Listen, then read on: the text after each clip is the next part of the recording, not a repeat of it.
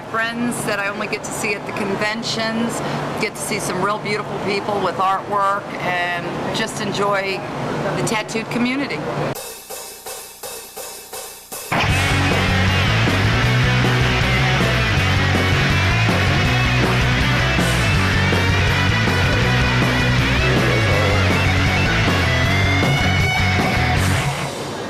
What inspired you to do this? I have a scar on my back I had to cover up.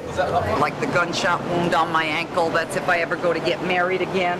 I told somebody, take me out at the ankle. Don't let me walk down that aisle. That's where I'm from. Both of us. Yeah, both from Texas. Who is that? That's me at 18 in Vietnam. I know all these guys on my back, so it's a tribute to them. It's easier to walk around because I carry them with me, and I know that they're not left alone. Censor that. I've been getting tattooed since I legally could, so I definitely have a passion for it, and it's something that I love to do. And I love to get tattooed, I love to, take my friends to get tattooed, and even my mom. Back in the 70s, not many women were getting tattooed, and I said I liked it, and I started doing it. I think if you're tattooed, it's almost like a different race, I think. Yeah, I think everybody's your own, I don't know, it's not like an ethnicity or something, but I mean, we're separated, I don't drink, I don't drug, I don't bother anybody, I treat people right. But yet I had one lady grab her kid and, could bring her to her side one time because I walked into a restaurant, and I'm like, what the fuck, People judge each other on the kind of tattoos they have? Oh, I guess it would depend on what kind of tattoo it was. If you look at Eric, you might respect him because he has military tattoos, and I walk around and, people see this and then I'll get judged by it all the time. You forget you have them, That's the way I am. It's like faces, tortured souls. Try to start off with bad stuff and then go up into good stuff, angels and religious and little Jesus and sacred hearts and flames. I'm a religious person, yeah. I think most of the people that are in the tattoo industry are pretty religious. It's just not talked about a whole lot, I don't think. That actually has to do for my mother, who passed away, and that was her favorite saint, so I kind of did that in memory of her. My favorite, my daughter right there. Exact replica of my daughter. She loves it. Tattoos for me, become just like a part of my life, having every feeling in that time frame and that part of my life, and just kind of, just expressed on my body. Might be a little graphic for you, but. What do you think of people who come in and just get like a little thing somewhere where no one will see it? It's no big deal, it's just money. You got someone in twice a week wanting a tattoo of a pit bull on them. Of course, we're in Florida. That's redneck heaven. I think the only thing I've ever regretted is I had a couple of naked women over here. I wasn't really disappointed in them, but these seemed to really bother people a lot, and I guess it kind of got to me, so I covered them up just because people found them really offensive because she was kind of open, I guess is the word for it, so I just covered them up, I guess, to be polite to society. The Rose, my lady, the Mona Lisa. The Mona Lisa's this big. Doing it this big on skin, that required some brain work.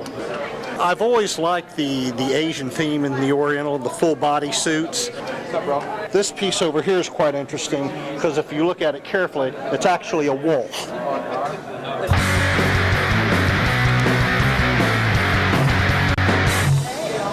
We came out here from New Jersey, Compton Plains, New Jersey. We do tattoo aftercare, and we have a product that heals tattoos. It's been known to cut tattoo healing time in half with like little to no scabbing. We came and got our research for piercing. Got what? Our recertifications for doing body piercing in the state of Florida. How often do you have to do that? Every year. Is that do you have to like take tests or anything? Not really. The state of Florida is kind of lenient. What's the difference between the kind of person who comes in for body piercing and the kind of person who gets tattoos? The piercing is more of a fashion trend nowadays. People who come in for body piercings are usually teeny boppers. kind of people who come for tattoos are a little more serious usually.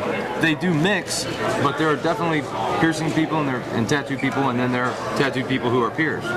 This is Mandy. Mandy has some very interesting piercings. Let's see.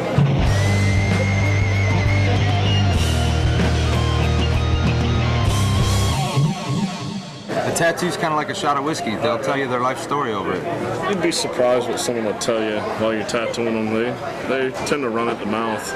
It makes the process go easier because as long as you can keep them talking, they're not thinking about what you're doing on them. Tattoo artists are some of the nicest people I know. We like to pop lots of cherries there. We give them a good deal on their first tattoo. Gets them addicted, you know. Is it an addiction? Yeah. Why is that? Because the pain center and the pleasure center are so close in the human brain. This has got to be the worst tattoo that I've ever gotten on my throat right here. I mean, it felt like I was being choked and cut with a hot knife at the same time. You zone on just one thing, get through that tattoo, you know, and you earn it, and it's great. That's what it's all about. I don't have any kind of a pain fetish or anything like that. I just, you know, I love the art. I enjoy the process. The older I get, though, the more it hurts. The more it hurts, the older I get. Do you think you'll let Betty get a tattoo? When she gets old enough. I'm going to make her wait at least 18, and I'm going to be on top of her about what she gets, because younger people make poor decisions on tattoos. They don't realize it's permanent forever.